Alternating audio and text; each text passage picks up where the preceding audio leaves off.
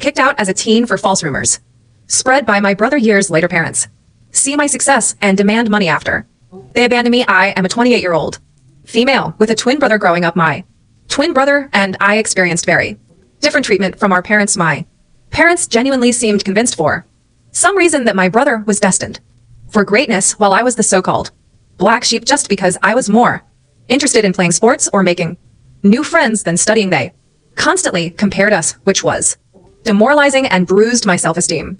From a young age as a child, I had to watch my brother have extravagant parties on our birthday with his friends, while I was treated like an afterthought. He often had sleepovers with his friends, while I was never even allowed to bring my friends back to our place. To be honest, I loathed every minute of my childhood. The only person in the family who seemed to care about me was my grandmother. When she visited us, she always brought me my favorite chocolates and occasionally slipped a few dollars to me so that I could treat myself later. As the years passed, this blatant favoritism for my twin brother gradually transformed into emotional abuse directed at me. My parents would openly mock my grades and belittle my hobbies. It felt as though no matter how much I tried, I could never meet their expectations of being the perfect child. Although I was good at sports, they barred me from participating in extracurricular activities as they wanted me to concentrate only on studies.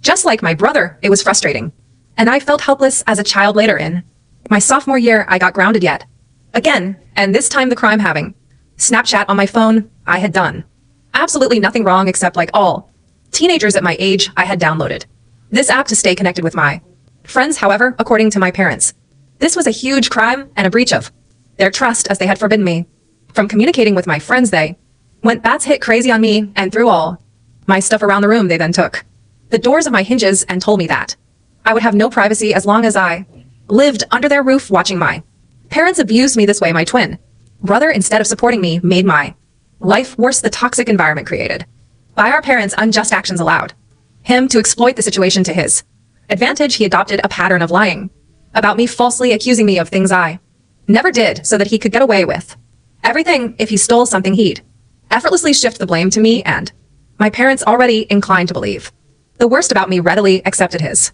lies. He would demean me in front of my friends at school and would make fun of my appearance. Despite this, I had a wide circle of friends at school because I was approachable and open to making connections. My twin, however, struggled socially, and he started to resent that I could talk to people while he, as an introvert, felt awkward. This jealousy reached a boiling point during our 14th birthday party when no one showed up for him on his birthday. I have no idea why his friends did that to him, but in stark contrast, my friends took me out for ice cream, and I had an overall wonderful day. This infuriated my brother. Further to take revenge, my brother began to spread false rumors at school about me, where he would portray me as a spoiled brat. He would falsely tell everyone that I was allegedly physically abusing him at home, since our parents loved him more. Unbeknownst to me, he took things to a disturbing level to fabricate evidence. He would punch himself purposefully, inflicting injuries like a black eye or bruised shoulder. The next day, he would confidently walk into school displaying the self-inflicted injuries as proof of my supposed violence, and make up stories whenever our parents questioned him about the injuries. He would lie, saying that it was due to innocent activities like playing football with his friends. The lies in his alleged black eye started to gain traction, and people began to believe his distorted version of events. It wasn't long before whispers started circulating, and even my friends began to look at me with suspicion. At first, I noticed subtle changes. Friends who once chatted with me in the hallways suddenly became distant. Invitations to group hangouts became fewer and farther between. It was like a switch had been flipped, and people were hesitant to associate with the supposedly spoiled girl accused of violence. One day, I mustered the courage to ask my ex-best friend why things had changed between us. She opened up about how my twin brother had been spreading rumors about me. She revealed the detailed lies he had told everyone, accusing me of things I had never done. I was shocked to hear her words. The feeling was a mix of disbelief and betrayal, as if the ground beneath me had given way. My brother, someone I grew up with, was spreading lies about me, accusing me of things I would never even dream of doing. It was a betrayal that cut deep, leaving me with a knot in my stomach and a heavy heart. I confronted my brother the day after our school, but he chose to ignore me. I begged him to stop lying about me, but he smirked at me and told me that I deserved to rot alone. I was at a loss for words because his lies and behavior were starting to scare me. I wanted to talk to my parents, but I was afraid that they would believe my Brother over me, the isolation stung. Especially because I had always been open to making friends. It felt like my brother's jealousy fueled lives were tearing down the connections I had built. Over the years, teachers too began to catch wind of the rumors. It was a surreal experience, as if I were living in a parallel reality where my true self was overshadowed by the malicious story spun by my own twin. The lies had grown beyond mere teenage gossip. They were now shaping how people truly perceive me. The nasty rumor quickly reached my principal's ears, and then my worst nightmare came true. The principal immediately called me and my brother into his room, as well as our parents, so we could discuss these alleged rumors. I sat there, heart pounding, as the principal demanded the truth. I hoped my brother would finally come clean, but instead he doubled down on the lies. He straight up told the principal that, yeah, the rumors were true, and painted me as this bully who went around beating him up when our parents weren't around. I couldn't believe it. Shock washed over me as my brother continued spinning this twisted story about how I was angry at him for getting more love from our parents. It was all a bunch of lies, but he stuck to his story like glue. My mom began to cry hearing my brother's story, holding on to my brother like he was some kind of hero. My dad tried to comfort my brother, telling him that it was brave for him to speak up and that he was not going to make sure that nothing would ever happen to him. After that day, I tried to defend myself, pleading with the principal that it was all made up. I felt like I was drowning in a sea of accusations, desperately trying to swim to the surface, but my brother kept at it, insisting that I was this angry, violent person, taking out my frustrations on him every day. My mom's tears kept coming as she held onto my brother, giving me accusing looks. It was like fighting against a wall of belief in my brother's made-up story. My principal reprimanded me strongly, saying the school didn't tolerate bullying and these were grounds to suspend me. I pleaded with him not to bend me, but he shook his head, saying he couldn't just let it slide. I begged him, tears streaming down my face, trying to tell him that I didn't do anything to my brother. The principal firmly told me that I would be suspended for 10 days so that others see this as an example to never bully anyone. It hit me hard, and I started crying even more, practically begging him to reconsider. My parents, angry and embarrassed by the whole situation, dragged me out of the principal's office. I didn't want to leave. I wanted to plead my case and make them understand, but they were having none of it. We left the school, my heart heavy with frustration and humiliation. When we got home, things took a drastic turn. My dad started packing up my stuff. Out of the blue, I was shocked, confused, and had no idea what was happening. My mom asked him what he was doing, but he just shouted that he couldn't let me live in the same house as my brother anymore. I was crying practically on my knees and pleaded with my brother to tell them the truth, but he stayed cold. Unmoved by my emotions, my dad continued packing my things and then threw the suitcase into our foyer. I clung to my dad's legs, still begging him not to throw me out. It was like a nightmare unfolding. He told me that a bully like me didn't deserve to live in his house, and that he would ask his mother, my grandmother, to come and pick me up if she wanted to do that. It felt like the world had crumbled beneath me. I stood there in shock, surrounded by my belongings scattered in the foyer. Kicked out of my own home. Eventually, my grandmother did show up. She gathered all my things and helped me place them in the car, helping me into the passenger seat. She made sure I had my seatbelt on. Before walking towards my parents' front door, she rang the doorbell, and when my dad opened the door, she started to yell at him for treating me this way. With stern determination, she warned him that if he ever approached me or tried to contact me again, she wouldn't hesitate to involve the police or the CPS, since what he had done to a child like me could potentially wind up with him in jail. My mother, attempting to deflect blame, told her that it was my fault. However, my grandmother wasn't having any of it. She stood her ground, defending me, emphasizing that I was just a child who didn't deserve to be treated in such a heartless manner. That was the first time in my life I felt how powerful my grandmother was. She didn't cower down to my parents, and unlike what they believed, she trusted me. Eventually, we drove away, leaving behind my home, the only place I had ever grown up, and I can't even begin to put into words how indescribable the pain I felt during that time. I remember just crying on the bed and not eating anything, despite how much my grandmother urged me to. I told her what my brother had done, and she was shocked as well. She assured me that she believed my side of the story, and I was happy that I at least had one person who had my back. When the 10 days of suspension lifted, the prospect of returning to school felt like stepping back into a lion's den. As I entered the familiar hallways, the faces of my classmates spoke volumes. Judgment, whispers, and sidelong glances. The weight of the false accusations continued to linger in the air. Meanwhile, my brother blatantly ignored me and acted like I didn't exist he had become friends with, the few people who believed his side of the story and saw him as the victim of my attacks, no matter how much I tried to tell my side of the story to anyone. It fell on deaf ears. I was an outcast, branded with an unjust label that clung to me like a shadow, no matter where I went. The classroom, the cafeteria, the corridors, the eyes that met mine were filled with disdain and mistrust. I became a loner. I would keep my head down and attend all my classes, have lunch alone in the cafeteria, and would straight go back home. I had no friends, and it felt like everyone pretty much didn't want me there. Throughout all this, my parents never once called a checkup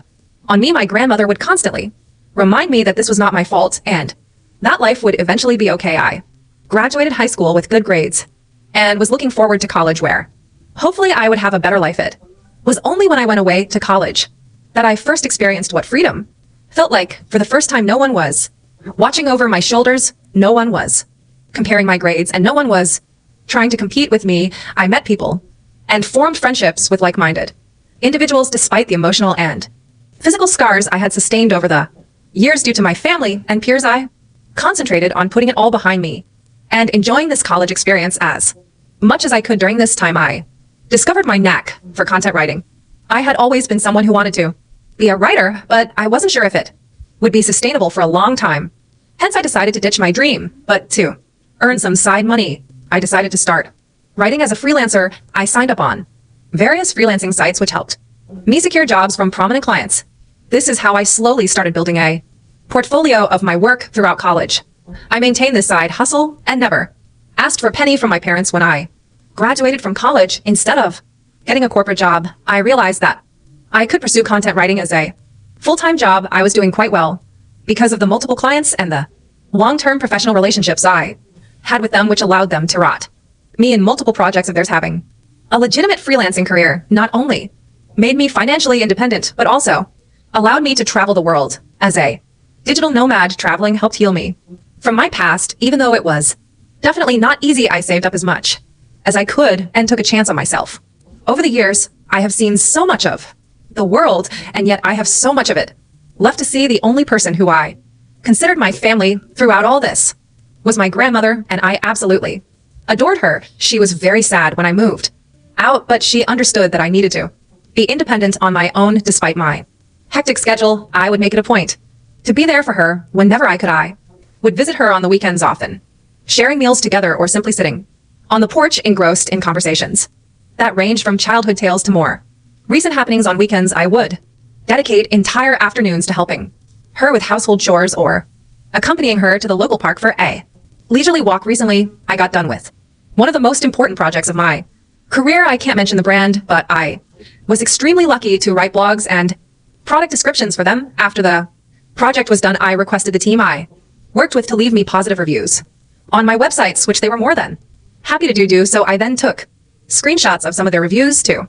post on my Instagram, as I knew working with this brand was a huge deal. As expected, a lot of other content writers reached out to congratulate me on my professional success and even reposted my story to help spread the word. This is how I started getting messages from strangers who also needed help with their website. My relatives noticed this as well, and some of them reached out to congratulate me. Eventually, I was contacted by my college's principal. He had reached out to me after seeing that I was doing so well and wanted me to come to college for a seminar to talk to students about building a career as a content writer. I was quite nervous, as I don't do well when it comes to public speaking, but I decided to take a chance and agreed when I found myself standing before eager faces sharing my experiences and insights. I felt like my life had come full circle. I spoke in my speech about the struggles I faced and how I worked hard to sustain myself despite all the hard days. It was honestly a very fulfilling experience to empower others and contribute to the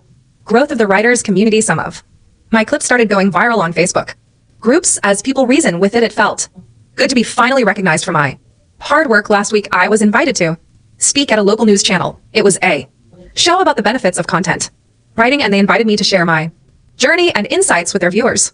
I was a bit nervous, but also excited for the opportunity. During the show, I talked about my experiences, the importance of client reviews, and how a simple appreciation post could open doors to incredible opportunities. The opportunity to reach a broader audience and inspire more individuals in the field was both humbling and exhilarating. When it finally aired, I shared some of these clips on my Instagram also, as I was proud about being invited to a TV show. This is how my relatives and cousins started finding out how well I was doing in my career, you see, because my parents never talked about me to anyone. They had no idea that I was working with popular brands and getting invited to TV shows. This is how word quickly spread within my family. I guess this TV interview must have finally reached my parents' ears. Also because just a few days later I was working on another project and had my phone on silent. When I was done with my work, I checked my phone, and to my surprise, there were 6 missed calls from my mom. I was honestly shocked to see her name on my phone, as it had been a long time since she had called me. After all those years of silence, I couldn't fathom why she was calling me. I hesitatingly called her back, and she picked up immediately. I asked her if everything was okay, and my mom started to congratulate me. My dad, probably sitting right there with mom, jumped into the conversation. Also, he started to inquire about my life and well-being, and I answered their questions without much thought. It didn't strike me as unusual until they began to ask how much I was earning these days. I told them that it was none of their business, and my dad replied that we're family, so I shouldn't feel shy telling them my income. When told him that I was doing well financially. Hearing this, my mom then began to say how hard their life was these days. My brows furrowed in suspicion. Basically, here is how our conversation pretty much went. Mom, we are retired now, and we have been wanting to renovate the house for a while now. It's not in the best shape, but we have no savings left. Me, okay, Mom, your success has given us hope. After watching your TV interview today, we thought maybe you could help us out by paying for the renovations, Dad. After all, we are a family. You shouldn't hesitate to share some of your earnings with us. We can really use your help. Me, are you joking with me? Why are you asking me for money when you haven't even talked to me for years? I don't know what made you decide to reach out to me, and while I appreciate the congratulations, I am not going to help you out in any way. Hearing this, my mom started saying how I was being and that I needed to support them as a family. My dad also added that as my parents, they deserve to be looked out after, and that this was the least that we could do. I was so pissed at this that I wanted to give them a piece of my mind. I suddenly got an idea that instead of just arguing with them, I should teach them a lesson. Forever thinking that they could mooch off me after mistreating me all those years ago, I told my parents that I was willing to help them if and only if they agreed to my demands. My dad curiously asked me what it was. Without hesitation, I laid out my demand. If they wanted my help, they had to publicly admit in front of our family and friends that my brother was the mastermind behind the hurtful rumors that had tarnished my reputation. I wanted them to humiliate my brother the same way they had humiliated me in front of everyone by believing his lies and manipulations. I wanted them to take accountability for their actions and acknowledge the pain they had caused. Hearing my impossible condition, my dad began to question the necessity of such an admission. My mom told me how this was all quite unnecessary and that we could have a private discussion without involving others, but I held my ground. This condition was non-negotiable, a prerequisite for any assistance they wanted me to offer them in the future. As the tension escalated, my dad raised his voice, asserting his role as my father, and started to emphasize that it was my duty to help my family in need. My mom, in a last-ditch effort, urged me to do the right thing and help them, emphasizing the years they had spent raising me. I couldn't help but find irony in their sudden appeal. I reminded them of the past, of the fact that they had kicked me out, and it was my grandmother who had raised me, not them. They started to get more and more agitated, but I told them firmly that if they wanted to establish contact with me and seek my financial assistance from now on, then the truth needed to be acknowledged publicly, and my brother needed to face consequences for his actions. Since this conversation, my parents have been trying to incessantly call me, but I am ignoring their calls. I am starting to regret even calling them back that day. I would like to know if I would really be in a hole if I didn't help my parents at all. Update: when it's been a whirlwind of a week since I last shared my story, and the support and encouragement I have been receiving from everyone has been overwhelming. It's heartening to know that I'm not alone during this time. I am glad that everyone agrees that I should not engage with my parents or even consider helping them out after what they put me through. The reason I even gave them such a condition was because I knew it was pretty much impossible for them to do it. I know they love my brother too much, and despite the fact that they might have found out by now that it was all his lies, I know they will never put him through what they put me through. Today, my brother sent me a nasty text message after my parents again tried to contact me, and I refused to pick up their calls. This is what he wrote: "Hey sis, it's been a long time since I saw you, and I can tell you that every day without you in my life has been great. I heard that mom and dad reached out to you and you gave them a crazy ultimatum. They are never going to go through with it. You know that, right? They clearly never loved you and they will never do anything to hurt me. I admit that I did lie about you 15 years ago, but it's been a long time since then. So stop being so selfish and try to move on from the past. You are unmarried and childless anyway, so why do you not want to help them out by paying for their repairs and renovations around the house?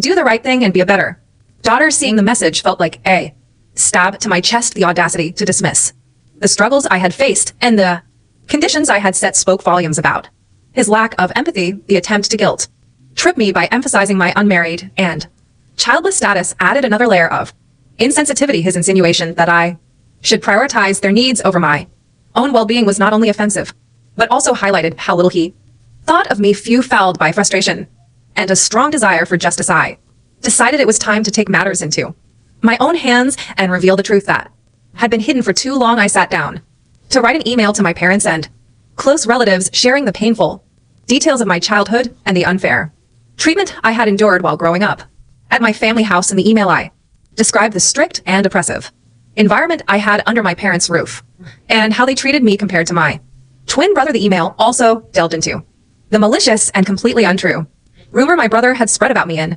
school, which had led to severe consequences and affected my reputation.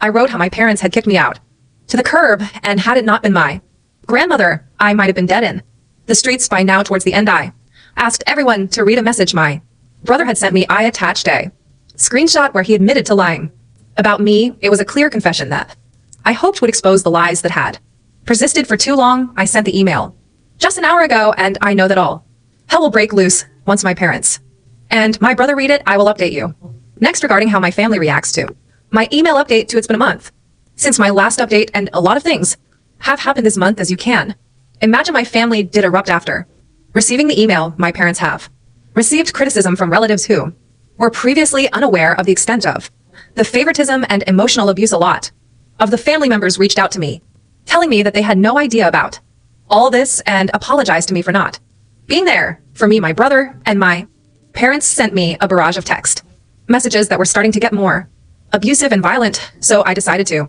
reach out to a lawyer who sent them a notice of cease and desist. It basically warned them to not contact me further, and if they did, they would have to face dire legal consequences. I guess this must have scared them straight because they stopped contacting me. My grandmother thinks I have done the right thing by letting everyone know what happened and supports me 100%. She is the only person who matters to me, so I'm glad she is my back. Update 3. It's been 2 months since my last update. I am happy to report that everything in my life is going well for now. Professionally, my content writing business has been flourishing. The invitations to speak at seminars and podcasts continue to roll in, solidifying my position as a respected figure in my line of work. I am as close to my grandmother as ever. I took a 1 break from my work recently so I could spend some quality time with her. She is into gardening these days and educated me a lot about various flowers and herbs in her garden. The moments I spent with her, whether sharing meals, engaging in heartfelt conversations, or simply enjoying each other's company, are my favorite and cherished memories. My family has not contacted me after the letter they received from my lawyer, so I'm happy that they're staying away. For me personally, I have started going to therapy, so hopefully I can work on healing myself. I think this will be the last update for now. Music.